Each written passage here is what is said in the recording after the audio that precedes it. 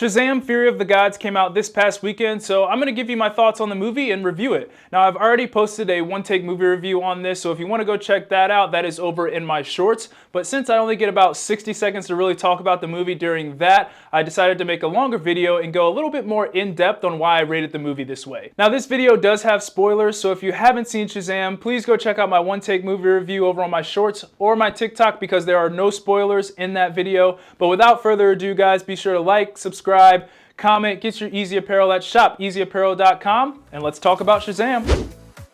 So in this movie, Billy and his siblings are working together as superheroes. However, when the Daughters of Atlas return and threaten to take their powers and take their world, it's up to them to stop them. Now that sounds like your typical superhero plotline, and that's because it is. This movie really didn't do anything special. It's your run-of-the-mill superhero movie, but I still found it very fun and entertaining. So let's start with the good. First off, I really like the sibling dynamic between Billy and his siblings. It was one of the strong points of the movie, and one of the things I just really like about the Shazam franchise in general is that even though they're adults, they still act like kids, and that really makes the movie a lot of fun for me. I thought this movie did a solid job at showing the kids juggling with being kids and superheroes. I mean, at the beginning of the movie, you see Freddy and Billy trying to rally the troops, and all the kids are kind of like, do we have to? I don't really want to right now. I'd rather be doing this. And I thought that was kind of fun because it shows that they still are really just kids, but they do have this responsibility to be the superhero and kind of save the city in a sort.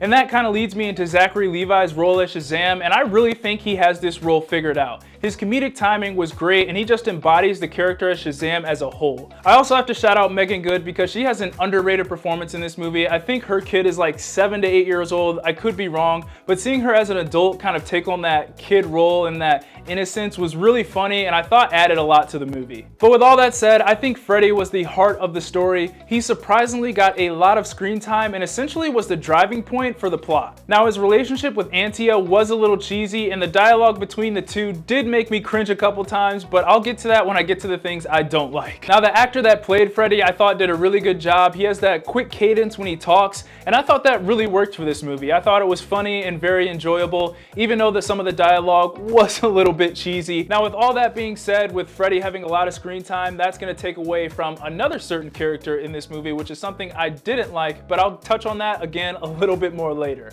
But anyways, I also like the action and visuals, even though they were a bit cliche for a superhero movie. I mean, it was just a CGI fest at some times. But I will say, Antia's powers I thought were sick. They kind of reminded me of Inception and a little bit of Doctor Strange as well. When she used her powers and the way they displayed that, I thought was one of the cooler parts of this movie. And I'll also say I really enjoyed the final battle. Was it cliche? Absolutely. But I can't say I didn't like Shazam beating the crap out of a dragon. Now for the things that I thought were so-so, these are the things that I don't really know how to feel about. I just kind of lay in the middle when it comes to them. Now the only thing I have here is the humor. Now at times I really enjoyed the humor and I thought it was genuinely funny and it actually got a couple laughs out of me.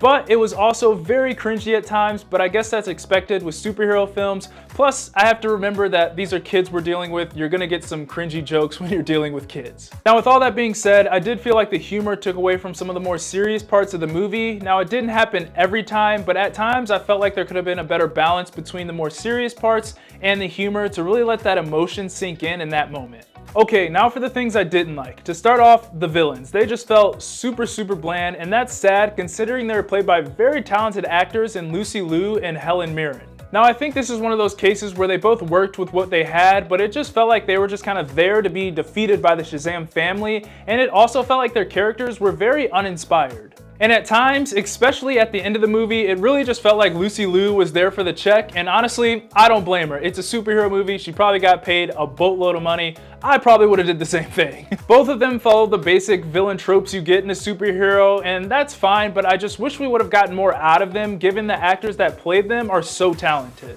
Next up is the dialogue. Now, I touched on this a little bit before, and honestly, I'm probably being a bit nitpicky here. Okay, let's be honest, I am being nitpicky. The dialogue was cheesy at times in this movie, but the more I think about it, it's fine for this movie, so let's move on. And lastly, and probably the thing I dislike most about this movie, is that we really didn't get to see Billy Batson at all. It was mostly Zachary Levi as Shazam. I mean, Billy probably got about 5 to 10 minutes of screen time, and I think that contributed to why I felt that his story was incomplete in this movie. And this is tough because in the beginning of this movie, they introduced some themes that really could have gave him some good character development, but they just completely abandoned it until the end of the movie. For instance, one of the big ones is that he was worried about aging out of the foster system and that he wasn't going to have a family anymore, but nothing really came of that. They just came back to it in the end, and I had forgotten completely about that storyline since they really didn't dive into it at all and resolved it very quickly in the end. And that just led me to wondering, like, okay, how did we get here? There was nothing in between that showed him building to get where he is now in the movie. Overall, the character of Billy Batson really took a back seat in this movie, and I really wish they would have done more with him and expanded upon some of those themes because I think it would have made the movie better in the end. To sum it all up, I still like this movie. It's your run-of-the-mill superhero movie, but it's still very enjoyable. It's an innocent sequel that didn't try to do anything special, and that's okay. I just wish we got more Billy, made the villains a little more interesting, and I wish this movie had something to make it a little more memorable. But anyways, those are my thoughts on Shazam! Fury of the Gods. Be sure to let me know what you guys thought of this movie in the comments, and as always, like, subscribe, comment, get your Eazy Apparel at shopeasyapparel.com. God bless, and I'll see you guys later. Peace.